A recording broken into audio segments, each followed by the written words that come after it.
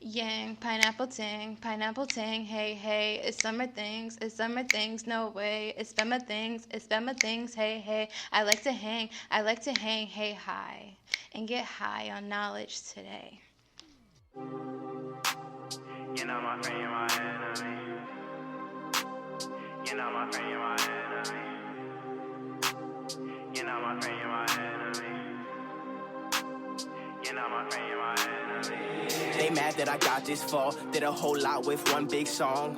Really tryna play these cards. Use my clout and jack they bra. Had to hit them with the flex. Had to show them what's next. Kick rocks, nigga, young boy Dipset. Can't bang with me. Got a whole team, can't stand with me. So this is Milky. No, bro. No, bro. No, Delton, bro. No, man, no. And then, wait, what's Ola? Ola was good. I forgot. Oh, your impression. Wait, I forgot my impression of Ola. She's like, no, dead ass. Like, no, like, why is everyone stupid? Bro, why is everyone stupid? Kiara's is. You're I'm a clown. screaming. You're a clown. Yeah. So we're back, Sparkle. What's up? We're Hi, back. everyone. Semantics, we missed y'all. We did. I missed everyone. I was getting a lot of sleep, so That's good. no complaining. But Yeah, real talk. So what brings us back for this special mini Spemma Summer episode? so a lot has happened in a couple weeks. A lot of very political things that have upset a lot of people. People have mixed feelings about it, and also, going into that, also just a certain gender has committed a lot of stupidity. We kind of want to talk about it, but Men suck. Men. Not all of you, but a big majority. Men suck. I feel fine with saying that. We are the two dope queens. Saying I just feel like there's a small percentage of people that are like. So basically, Okay, cool. We'll start with like Alabama, but also like I think the worst one is definitely us and like our own state. So Missouri. not only abortions will be illegal for the first time since Roe v. Wade, Missouri's not going to have any abortion clinics. But miscarriages are also considered a felony or a crime, which is people can be held accountable for second-degree murder if they're found to be like in direct like result of their miscarriage.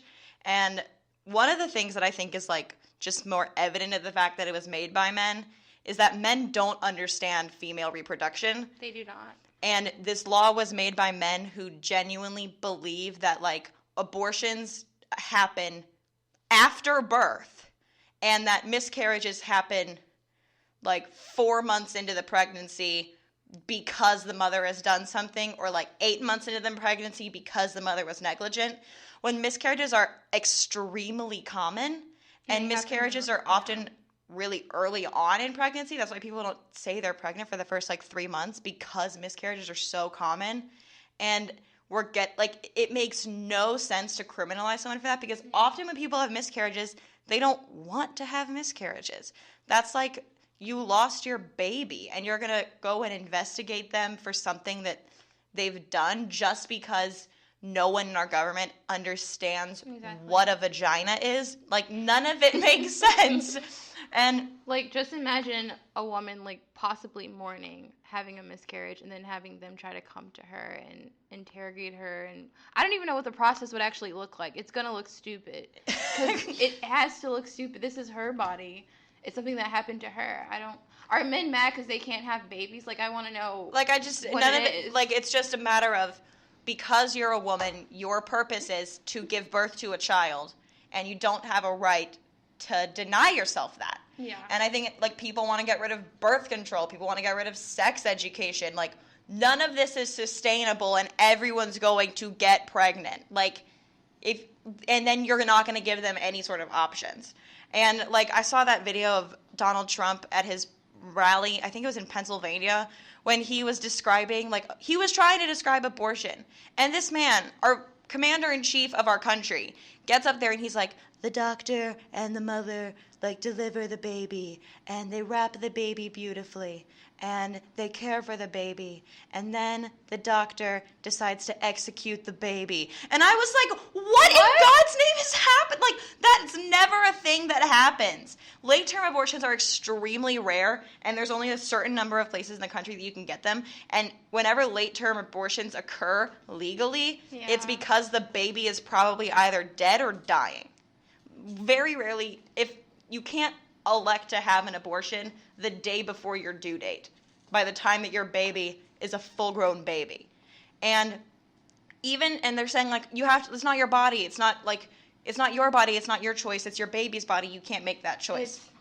If Sparkle and I were in, like, a car accident, and say, like, I needed, like, her to donate blood to me in order to live, no one can force you to donate blood to me.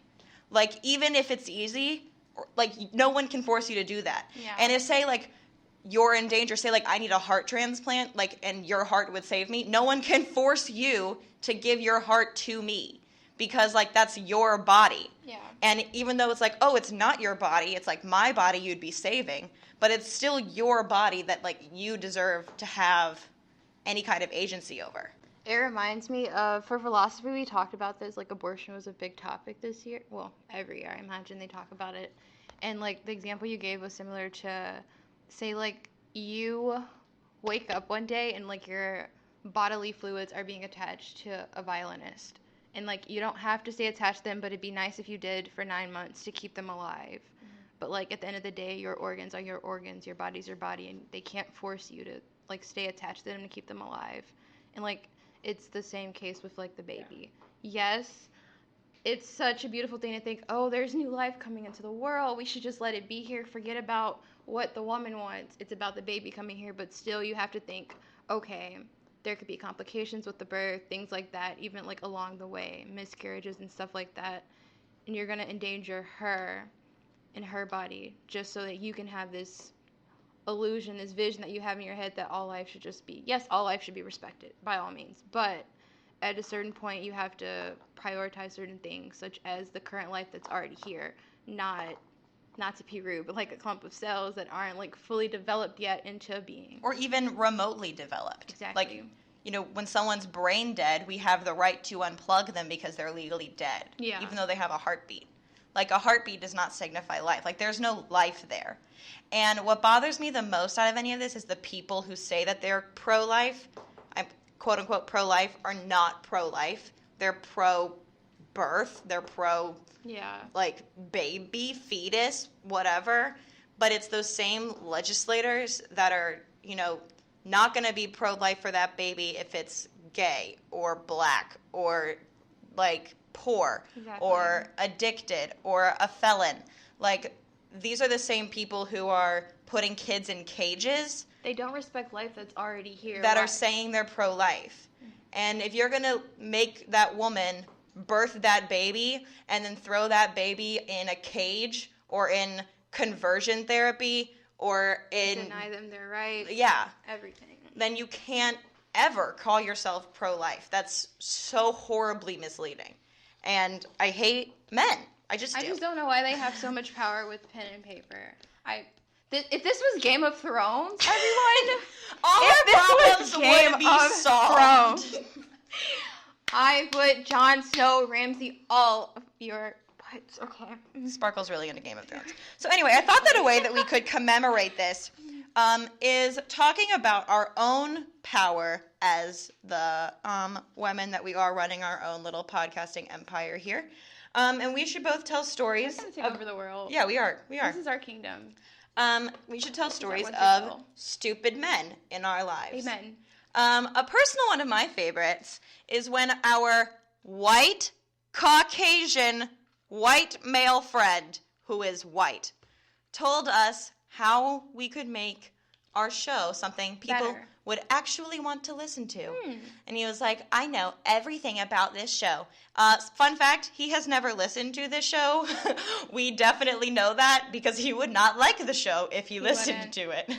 And he goes, yeah, I know exactly how to make it better. People don't want to listen to people talk about, like, New York versus Chicago. He says that's not a real rivalry. What? I just want all the New Yorkers and the Chicagoans to sit and think about the stupidity that we're telling you we've heard.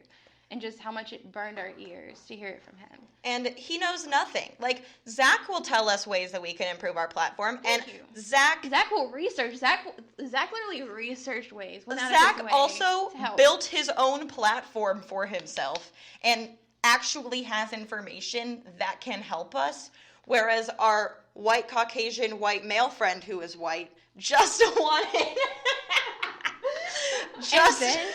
wanted to like show us how much he knows and put us down and tell us we're doing everything wrong. And what made it even worse, you guys, I'm really into food.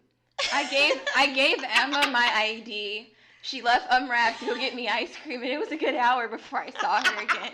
I want you guys to know, I was ready to break up Spemma. I was ready to leave until she told me what happened, and it was him. He held her hostage. And then when I brought it up to him, this was during Spemma's sticker sales, he lied to my face and said Emma held him hostage. Why on this beautiful green earth would Emma hold you hostage for any information about anything? You know nothing about my podcast. You haven't listened to a single episode. So I told him just get a sticker and go. All right. And that's the last time we've heard from our white Caucasian male friend. Every time I see him, I don't acknowledge him. And he's starting to get really mad. He's like, do you prefer to be called Sparkle or Tway? Like, because I said both and you didn't respond. And in my head, I'm just like, I just don't want to respond to you. Not the name. But. It's the name that's the problem. All right. You guys can start calling me Toy, by the way, if you see me. Yeah, okay. So yeah, there's one stupid man story and how stupid men are stupid. You want to tell yours of? Yeah. What's the first one I put? You put Guy and Umrath first. Right. Okay. So this is the first week of school in the fall, and I already had like 2 friends on my floor because we were in a Prio together, and we went to go. Yeah. Were you in her Prio? Innovation Nation. Aww. Yeah. That's how we know each other. Our friend Ava's in the room. Hey. Yeah. And Portia's knitting. Portia's knitting a hat. She's prepping for the winter. We're in my dining room. Winter's We had a change coming. of scenery. It's really pretty in here. And what happened? Okay, so we were meeting to talk about that whole like book thing. Right. Yeah. Balzac, little Chinese, seamstress. And we sat down, and then my friend realized that she didn't have her book, so she told me to hold her seat for her. She already sat here for like a good couple minutes, and then I was like, okay, cool, I'll hold it. She leaves, and like within 2 minutes, these 2 guys come over, and they started to take the seat. I'm like, hey, someone's already sitting there. He's like, well, where are they? I'm like, they went to go get something out the room. He's like, you snooze, you lose. And, She's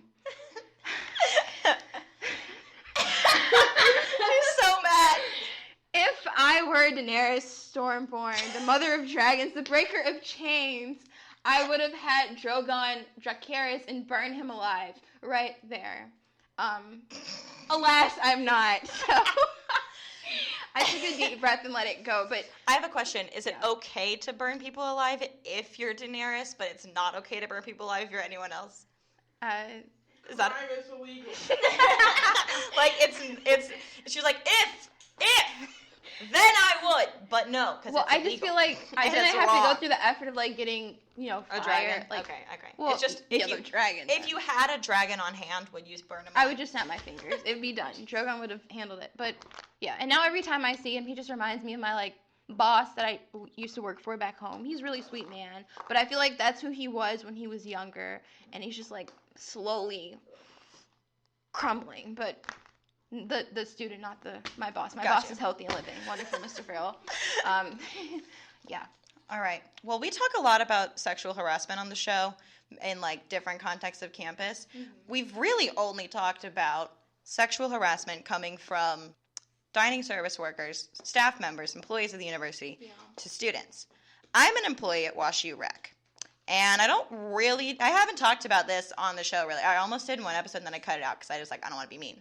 But kind of a thing about my job at WashU Rec is I just have to be sexually harassed by weird men, and like it's part of my job and it's part of my day.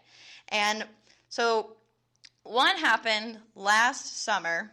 This guy, and he goes, smile.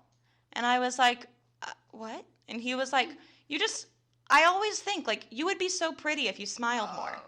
And then I was like, what? And then he goes, I'm nauseous. It would be so fun to watch if you were on the floor. And he's like, you'd be so pretty if you smiled more. And he goes, I always look up here. And I'm like, she could be so pretty if she just smiled. And then he goes, are you angry? You always look so angry. He's a creep. And He I watches was you like, at the desk while he's working out.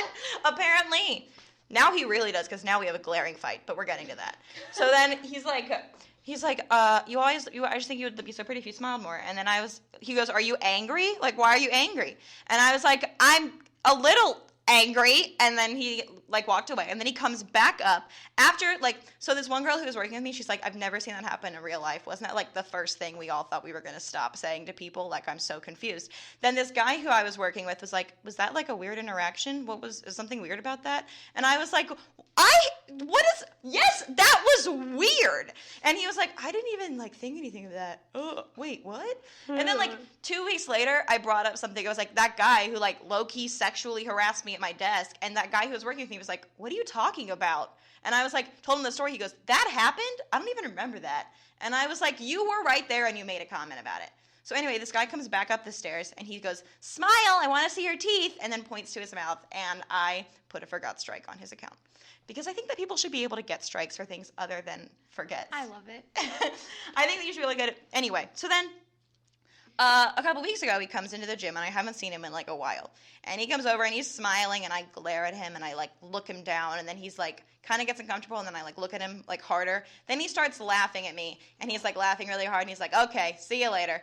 And then he walks away, and I'm like, I just like that. So I give him another forgot strike. And now when he comes in, I just glare at him, and then he gets really uncomfortable and sad, and then he walks away. What happens with the forgot strikes? So once you get 3, you're not allowed in the gym anymore. I love it. So one day he just won't be allowed in. Also, now he's a trainer at the gym, so we work together. It's really awkward. I don't like it. Anyway, 2 weeks ago, a professor of this institution comes to my desk, walks through the turnstiles. I let him in. He turns around, taps me on my shoulder. I'm talking to my friend. He taps me on the shoulder and goes, shh, just bring it down. It's a lot. And I was like, gross. Like, what? I don't know you. You're 45. You do not get to come to my job. You do not get to touch my shoulder. You do not get to shush me. That's so condescending and rude. And then walk away as if like you were the victim of that situation. Like, you have headphones in. I see them. You have headphones in. You don't get anything from this. I've been harassed at this university by employees as a student, by students as an employee, and by a faculty member as a student employee. All by men. That's what I have to say. Also, the other day, a guy came in and told me I looked tired, and I went, thank you for letting me know. I've just woken up. Yeah. Speaking of headphones being in people's ear, to my knowledge, that's like a universal signal for don't talk to me. Like, acknowledge that you see me, think about it, but don't stop me. I'm busy. So, you guys, I took the Greyhound. I took the Greyhound one time to go visit my sister in Tennessee. Oops, I told her where she lives. And basically... They're really going to narrow it down. Yeah, it's a really big state. So I got on this bus, and originally I was sitting next to this really nice lady. She was chilling. She slept the whole time for like the first 2 or 3 hours. And when we finally got to another stop, we were picking up more people. She was like, hun, maybe you'll be able to get your own seat or whatever so you can stretch out and chill. She was low-key kicking me out. Like, she wanted both rows to her, but I'm like, I want one to myself too. And I go find a seat, and I sit in the window seat. Do not sit in the window seat if you are traveling alone on a Greyhound. Take the aisle seat. That way no one tries to sit next to you. Because this man sits next to me. And it was all good until the bus gets into gears and starts driving. And he starts talking to me. Apparently he's a rapper. Whoa. Go figure. He has braids in his hair with beads on it. It's like a Snoop Dogg that didn't make it. And I'm just sitting here like, I'm trying to be a nice, good person and like respect that this is another human, but he keeps bugging me. I've taken out 2 magazines. I've taken out my headphones and put music in. I've even like sat there on my phone and like ignored him. He keeps talking to me. He's talking to me, trying to give me life advice like he's my dad now. But then also he's flirting with me when we get off the bus, trying to take me out to the movies, bugging me, talking about, well, yeah, that new Avengers movie is out. It was Black Panther. This is around the time of Black Panther. Yeah, we should go see it. And I'm playing him off. I'm like, yeah, let's go to the $5 movie. He's like, that's my kind of thinking. Save money. And I'm just like, sir, like, leave me alone. You are a good 46, maybe 36. 46? And he literally showed me pictures of his son on the bus. His son. He's showing. Then he's trying to trash. This is when he effed up when he started talking to me. This is when he really messed up. He started talking bad about Drake. Oh, I had a feeling it was going to be Kanye. Well, I was about to bet on Kanye. He said that, he really messed up when he said that Drake is not a real man because he didn't publicize his son being born on Instagram. Sir, maybe he didn't want to.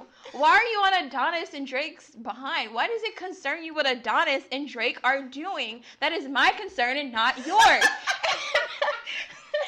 I am just like, I'm outraged, and he's playing music, and then this is me being the silly girl that I was. He takes the earplug, and you know how I am about people's things that aren't mine touching me.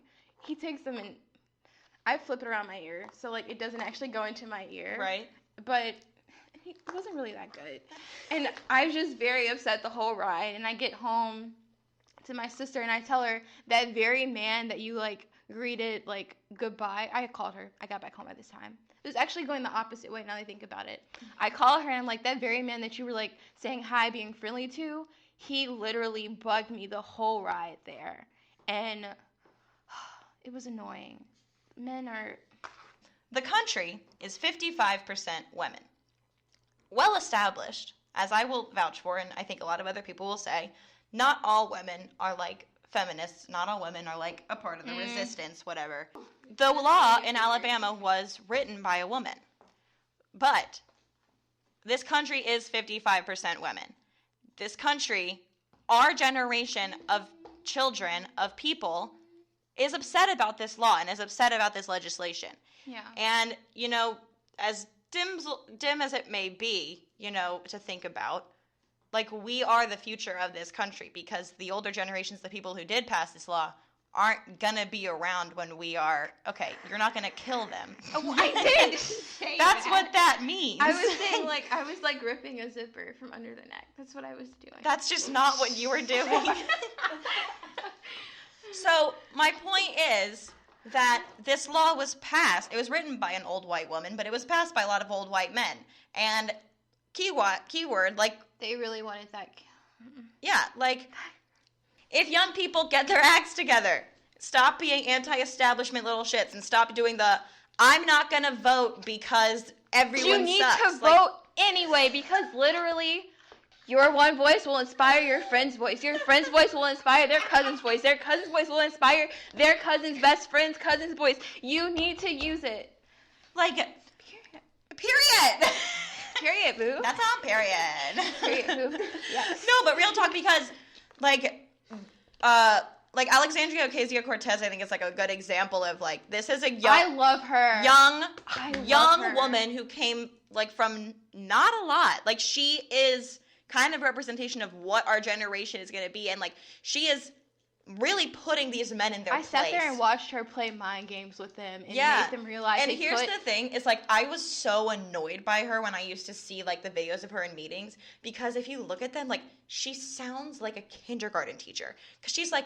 That whole thing, there's like, I could be a bad guy, and like, I could be a bad guy, and like, we could do this, and like, it'd be pretty easy for me to be a bad guy. It's like, blah, blah, blah. She sounds like a kindergarten teacher. And then I think about it, and I'm like, she needs to be a kindergarten teacher, because these are children. These are kindergartners. Sitting in suits with books in their hands and pencils, and they probably don't even know how to read and write. They're just signing off on bills. Kindergartners. I literally have seen so many interviews of like men being like, I don't really know a lot about abortion. I think it's murder's bad. Like, that's not what anyone is like. She needs to be the kindergarten teacher that she is to relay any information. Imagine them all in onesies at their next meeting. They should all dress their age. They need to start wearing onesies and like pink bunny slippers. And then they should also just, like, shave off their heads and go back to being baby bald. And so Some of them what are... I'll leave for, like, Okay. just the beginning of Spemma Summer, because Missouri's going to have no abortion clinics by Saturday. There won't be any here. And I saw an article in the New York Post that was people who were going to send their daughters to Wash U and decided not to because they feel unsafe bringing their daughters to Missouri. And it seems like the first episode of A Handmaid's Tale. Like, That book is scary. it seems like the very beginning of the end. That is literally part of... If anything, Handmaid's Tale literally can spiral into Game of Thrones. Like, the whole... The brothel thing. It seems like that's where it's headed, and it's a ball rolling down a mountain, and it's impossible to catch. But I'm saying that we have an election coming up. Please use so soon. the power that you have, which is simply going to your nearest establishment to vote. And what I'm most scared of for this election is a similar thing to what happened in the last election, which would be everyone fighting about, like, Hillary and Bernie, and everyone fighting about that no one was acknowledging what was happening on the other side. Yeah. And then the people on the left who said, like, Bernie or bust, I'm not going to vote if he's not the nominee. And then we got Trump. So there's a very likely possibility that our nominee is going to be Joe Biden. If it's Joe Biden, I think that he could beat Trump. I think he could. I think it's likely that Cory Booker will be our nominee. I think that people like him a lot. And I think that what is dangerously likely is someone will be the nominee that people will say, I'm not going to vote for Joe Biden because he lied in the 80s or because he, has been accused of a lot of sexual misconduct. I don't want people to say, I'm not going to vote for Cory Booker because Cory Booker was born into money and doesn't know what it's like to be a low-income black man, like in America, even though he wants to advocate for people. Think about where we are right now. Yeah. Where we are right now, it is not a viable option to say it's gonna, no matter who we have. You can't say you don't care and then complain about it once some person gets elected. That is just gonna get worse if you didn't do anything to stop it. Like, in these past 4 years, like, I'll say the world hasn't ended like I thought it was going to end in 2016. But I'll say that we've elected a rapist to our Supreme Court. We've elected a rapist to our presidency. Oval Office. Our president. Our vice president is a man who took money out of education funding to put gay kids in electroconversion therapy. And our Supreme Court justice went into his hearing, screamed at everyone about how much he loved beer, and everyone still wanted to vote for him. Like, we are living in a zoo. You guys need to be informed. Stop. Yeah, go on Instagram, sure, go on Snapchat, go on Twitter. Twitter is so fascinating, I know. When you see those little ads on Twitter talking about the election, just click on it.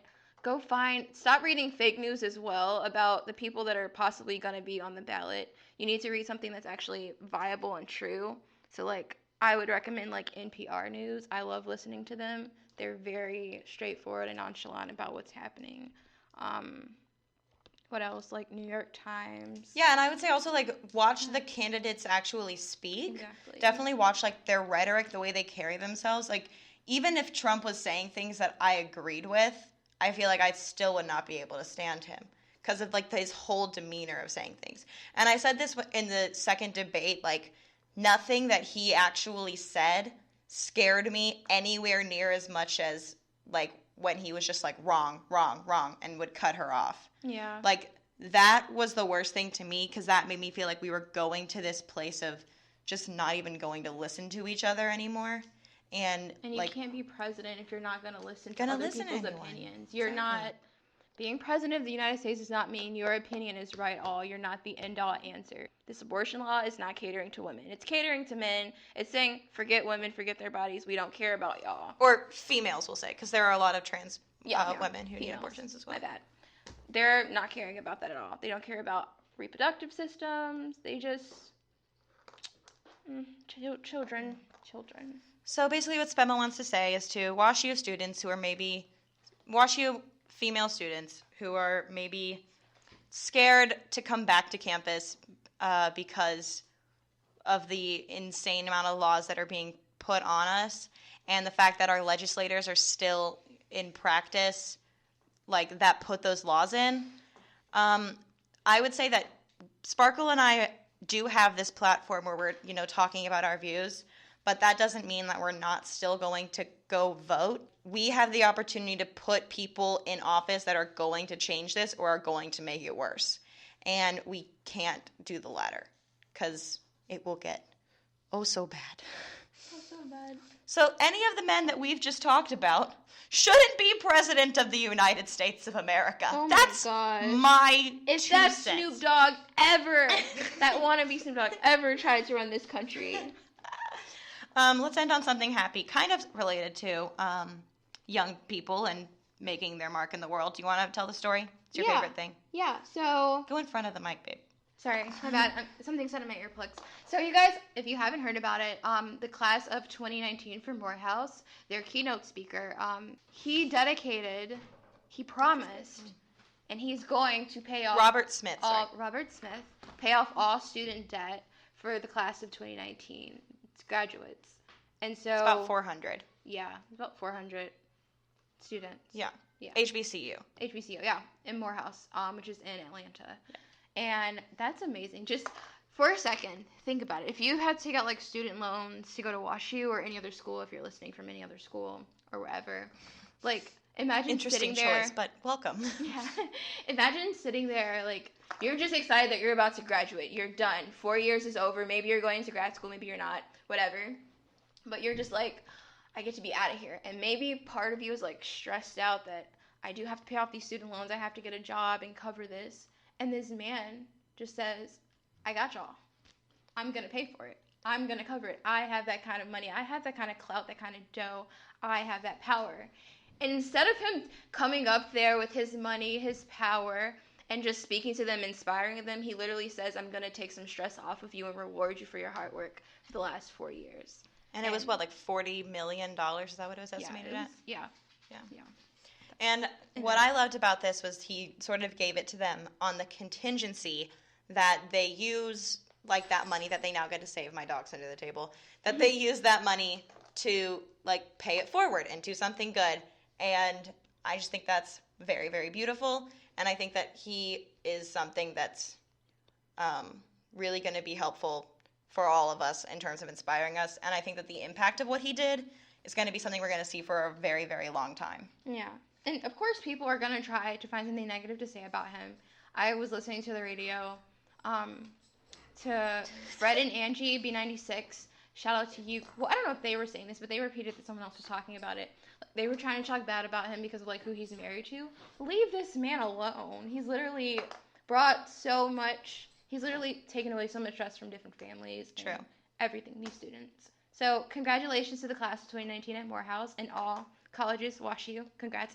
And we hope that you guys do something really, really spectacular and memorable with the amazing gift that Robert Smith has given you. Yeah, this is amazing. And we're so excited to see you go into the world. And to all of our WashU students, you know, happy hags. Have a good have a great summer. Come back, please, please, please, please vote. Yeah, please vote. And Your please voice hang in there. The matters. Handmaid's Tale is not happening, at least right Game now. of Thrones is not happening, unfortunately. But That's it's not okay. a bad thing. It's okay. I don't get to be Daenerys. It's fine. All right, we'll see y'all. Bye. Watch a nigga ball cost you up, man. Watch a nigga fall from the top, man. Songs dropping, songs popping, about to blow down. These niggas so upset. These niggas. Gosha Guppy is available on Spotify, SoundCloud, Apple Music, and iTunes. Hit him with a real hard flex. Hit him with a real hard flex. Booking boy bang his chest. I'm the motherfucking king of this set. They mad that I got this far. Did a whole lot with one big song.